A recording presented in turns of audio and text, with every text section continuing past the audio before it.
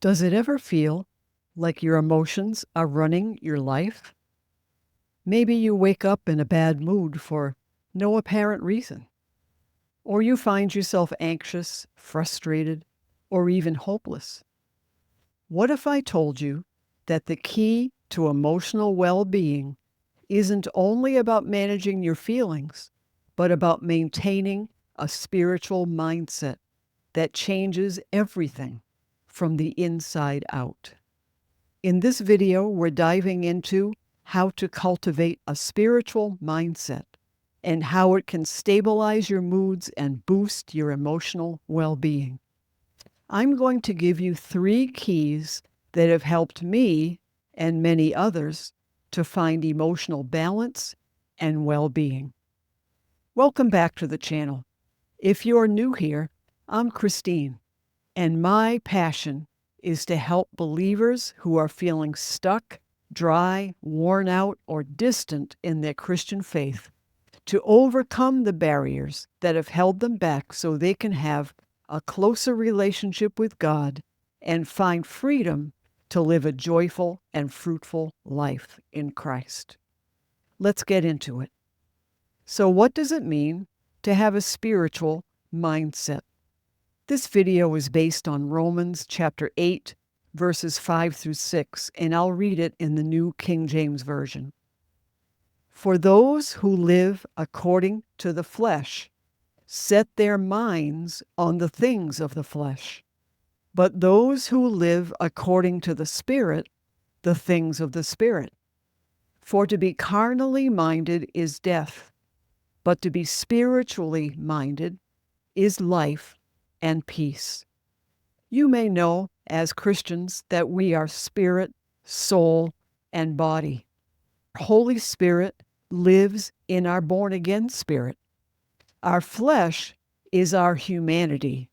Our soul and body, which are the outward man, not living under the influence of Holy Spirit. The word flesh is a little tricky because in different places in the Bible it's used for different reasons. But that's what the word flesh means in these verses. Verse 5 says, if we are living according to what our minds, emotions, or body tell us, we have our mind set on the flesh. If we are living under the influence of the Holy Spirit, it's because we have our mind set on the Spirit.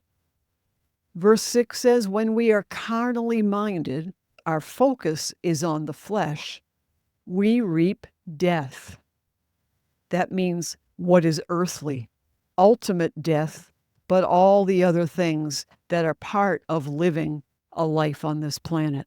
When we are spiritually minded, this verse says that we reap life and peace. I like life and peace a lot better than death. How about you? The God kind of life, Zoe, is the word for it in the Greek. And I believe that Jesus, this is the kind of life he was talking about when he said, I have come to give you life and life more abundantly. And the word peace means much more than we think about in our English language. Peace is more than just a lack of strife or a lack of confusion. It means wholeness. It means completeness. So how do we practice this? Key number 1, each morning, set your mindset for the day. In other words, start your day focused on God. This is your mindset. Versus basing your mindset on what you feel emotionally or physically or the worry you may have about the day. Focus on who God is. Focus on what he has done. Focus on what he is doing in you and what he will be for you today. So some practical tools you can use to set your mind on the things of the Spirit are giving thanks and praise. When we start with an attitude of gratitude, then we are thanking God for the various things that we have, that he has done for us. We can start with as simple as, thank you, Lord, that I woke up this morning. Thank you that I can see. Thank you that I can walk and get out of bed.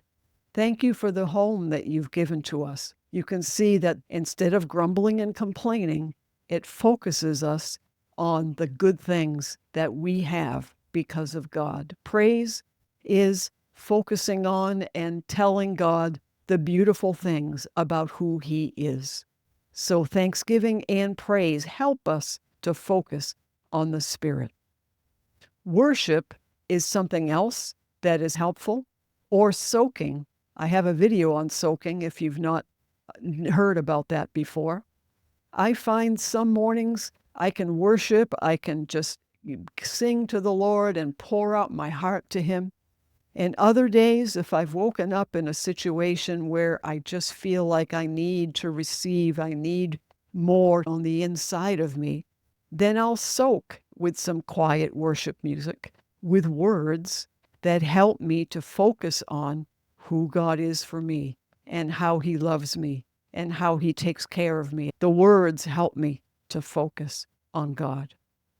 And we surrender to the Holy Spirit, determined to think like He does and to depend on Him. If you're finding this content helpful, take a moment and hit the like button. Key number 2, focus on God's Word, the Bible. Start with the Scriptures first thing in your day. That could mean perhaps reading a devotional that has a little bit of Scripture in it, or I would recommend reading even a small portion of the Scriptures, of God's Word, right out of the Bible itself. In other words, that is a great way to feed yourself. That's the best breakfast you can have in the morning, is to fill yourself with the Word of God. Another way to focus on the Scripture is meditation. You're meditating on a specific word that maybe God has given you as a Rhema word, and memorizing it as you've been meditating on it. You are being filled with the Word. It is going down deep on the inside of you, and you are focusing your mind on the things of the Spirit. The other thing is to declare the Scriptures, something that I really enjoy every morning. Sometimes it's Psalm 100. I say to the Lord, "This is the day that you have made, and I will rejoice and be glad in it."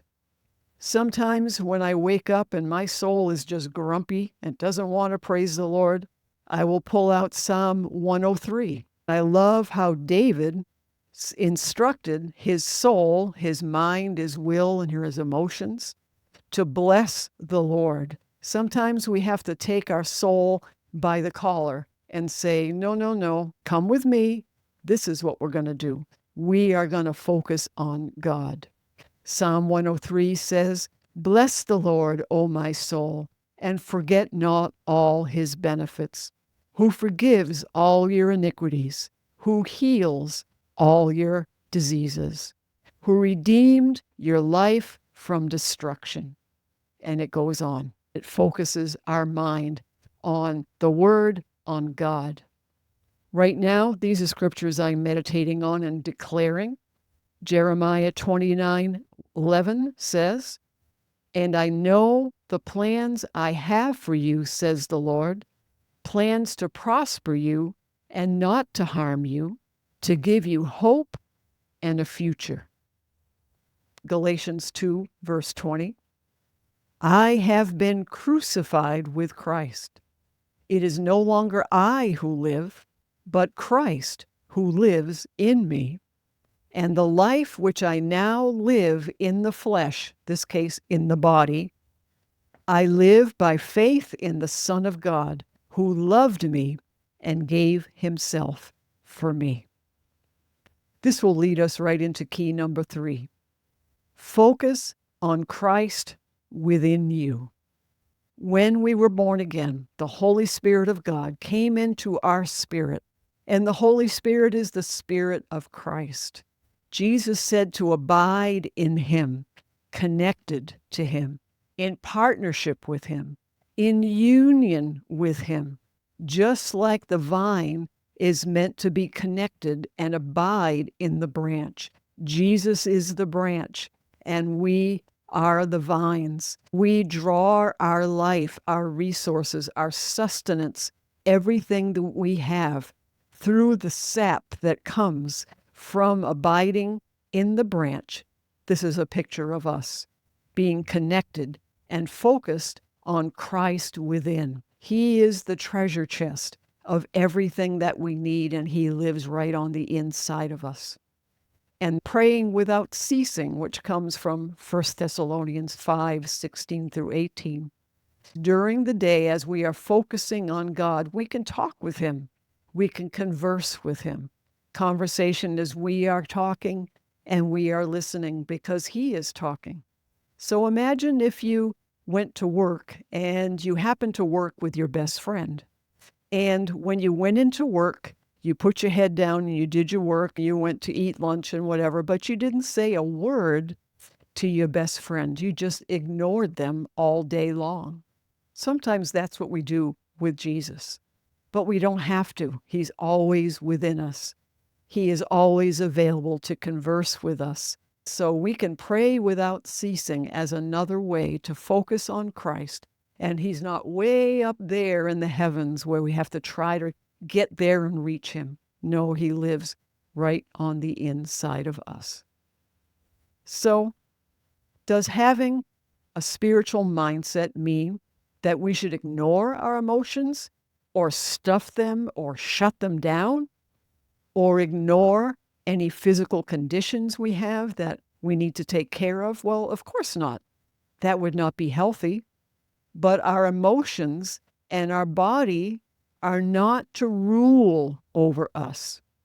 The Holy Spirit is meant to rule over us from our spirit. And from that place, with a spiritual mindset in partnership with the Holy Spirit, then we can take care of these things, our emotions, our thoughts, our body's needs. We can do that in a good way. I want to bring another note of caution here. If you find yourself clinically depressed, in other words, you have a depressive disorder, and it is keeping you so down and so depressed, it's actually hard for you to get out of bed in the morning. It's hard to get moving. It's hard to focus. It's hard to accomplish anything. Maybe you even have some suicidal thoughts. This is not the kind of mood that we're talking about. You really need to, I really recommend that if you have a depression like this, or if you have panic attacks day in and day out and you can't leave your house and you can't function, please seek professional medical help. This is nothing to be ashamed of if you are a Christian. I have done this many times in my own life. I take antidepressant medications for myself, but as I have these low moods that just kind of happen during the day, they're not at a clinical level, then my spiritual mindset helps me to weather these emotions, that my emotions are more stable and I am more emotionally well balanced. If this video encouraged you, be sure to like, share, and subscribe for more content like this. And let me know your thoughts, your questions, and experiences in the comments below. And if you'd like to make a donation or become a monthly partner to help out these videos, you can also use the link in the description below. And if this video blessed you, I think you'll like this one.